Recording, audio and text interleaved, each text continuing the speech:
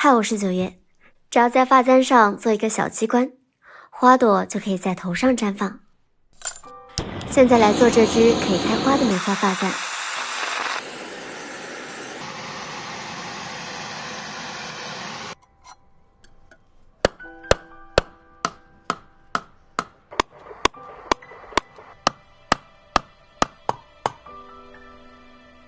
很多人可能不知道，我们除了有12生肖，还有12花神，其中第一位花神就是梅花。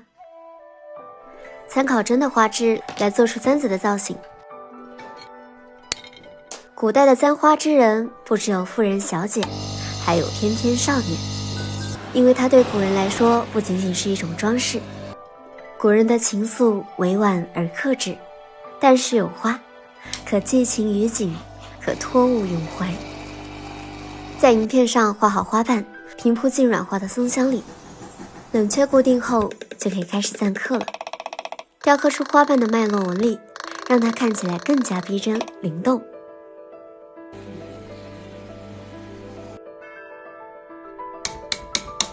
最后用这种圆头锥轻轻敲打，银片就会卷曲成花瓣的样子。想要让花瓣可以自由绽放，就需要做一个这样可以开合的小机关。机关虽小，构造却一点也不简单，需要的部件比簪子其他的部分加起来还要多。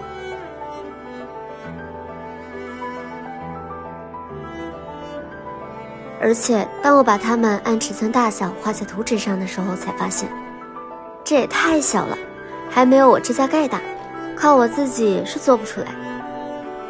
老师，来吃水果。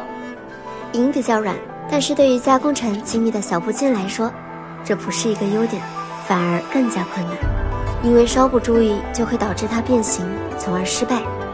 潘老师有着几十年的银饰锻造功力，充分体现了非遗传承人的含金量，比指甲盖还小的机关，真就徒手做出来了。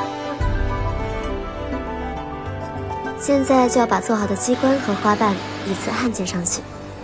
梅花的花语是坚强与傲骨，现在提起花语，仿佛还是外来文化的感觉。其实中国自古就有自己的花语，遥知不是雪，唯有暗香来。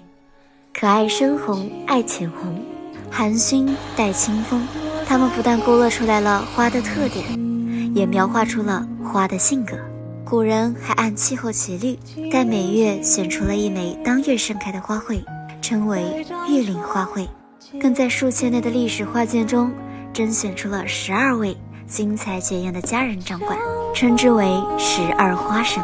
周大生12花神系列灵感便是由此而来。这款项链提取自国家宝藏 IP 万工教上的喜鹊与梅花元素，密纱珐琅工艺晕染生动花色。每个人的花神与他天生的生肖属相不同，我们也可以给自己买花，选择属于你的花神。